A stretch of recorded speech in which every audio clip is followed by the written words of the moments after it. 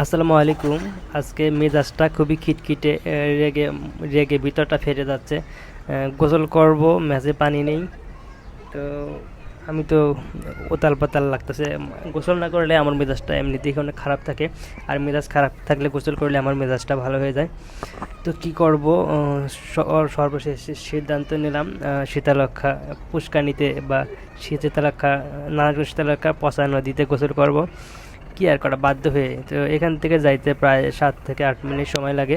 তো অবশেষে আমি শীতলক্ষ্যা নদীর সিঁড়ির কাছে গিয়ে পৌঁছালাম। দেখি সিঁড়িতে একটা কপোতী মানে কাপল বসে আছে। তো তাদের দেখে আমি সিঁড়ির উপরে দাঁড়িয়ে অপেক্ষা করতেছি, তারা যদি চলে যায় তখন আমার সিরিয়াল, মানে আমি গোসল করব। তো প্রায় 7 থেকে 8 মিনিট পর তারা চলে গেল। তখন আমি কিছুক্ষণ পর ভাবতেছি তাহলে আমি ঝাঁপিয়ে পড়ি শীতলক্ষ্যা নদীতে।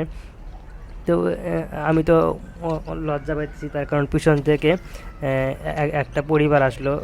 প্রায় সবগুলোই মহিলা, 16-17 বছর বয়সে মেয়ে আছে, বৃদ্ধ মহিলা আছে। তো তারা তারা দেখি পিছনে দাঁড়িয়ে আছে। এখন আমি কিভাবে আমার প্যান্ট খুলি, আমি তো লজ্জায় মানে মুখ দেখাতে পারতেছি না। তো কিছুক্ষণ অপেক্ষা করলাম, তো সেই ফ্যামিলিটা চলে গেল।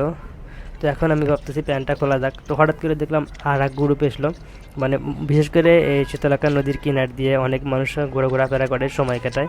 আর টাইমটা ছিল 5টার দিক। তো আর একটা পরিবার আসলো, তারাও।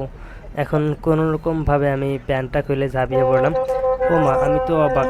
দেখি তারা, মনে হচ্ছে যে আমি চিড়িয়াখানার প্রাণী, আমাকে ভিডিও করা শুরু করতেছে।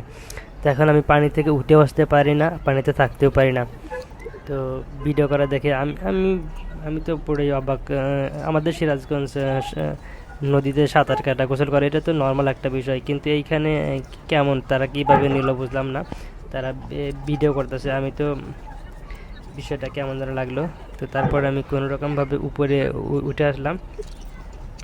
ও ও এই চিঠিটা ধরে রাখার জন্য আমার প্রথমেই আমি ভেবেছিলাম যে যেহেতু এত কষ্ট করে বাসা থেকে নেমে এসেছি গোসল করার জন্য, তো এই স্মৃতিটা রেখে দিলে কেমন হয়। তো তার আগে আমি মোবাইলটা অন করে সিঁড়ির উপর রেখে দিয়েছিলাম এই স্মৃতিটা ধরার জন্য।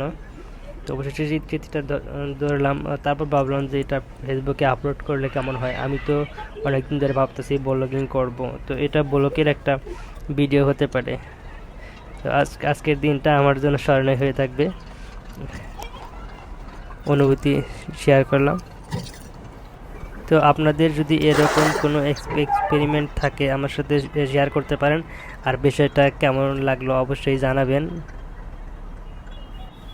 প্রথমত এই শীতলক্ষ্যা নদীতে নামতে আমার কেমন যেন লজ্জা বোধ করতেছিল, তার কারণ এই শীতলক্ষ্যা নদীর পানি একদম খারাপ। এখানে নারায়ণগঞ্জ বলা চলে ইন্ডাস্ট্রিয়াল অঞ্চল। এখানে যত কলকারখানার ফ্যাক্টরির কেমিক্যাল এই পানিতে মিশ্রিত। কিন্তু এই সময়টা পানিটা একটু ভালো, তার কারণ ময়লা আবর্জনা প্রায় মাটির কাছাকাছি আছে। আর এখন তো বর্ষা মাস, পানি উপরে উঠে এসেছে, যার জন্য উপরের পানিটা অনেকটাই ভালো। যদি নিচে নামা যায় তাহলে দেখা যায় নিচে অনেক ময়লা। উপরের পানিটা ভালো, তার জন্য ভাবলাম যে গোসলটা করেই যাই। যাই হোক, গোসল করার পর আমার ভালো খারাপ দুইটাই লাগলো।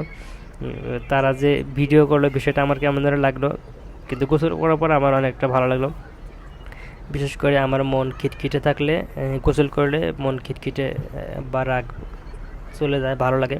গোসল করার পর আমার অনেক ফ্রেশ লাগে। ধন্যবাদ। ইনশাল্লাহ ভবিষ্যতে আরও এরকম অদ্ভুত ভিডিও দেখতে পাবেন। আমি আরও এরকম অদ্ভুত ভিডিও দেব। তবে আমার এখন কোনো প্ল্যানিং নেই কী বিষয়ে ভিডিও বানাবো, তবে আমার একটা নির্দিষ্ট প্ল্যানিং আছে। আমি ভিডিও বানাবো সাধারণত বিজনেস রিলেটেড। এখন আমার বিজনেস রিলেটেড আইডিয়া নেই। Thank you so much.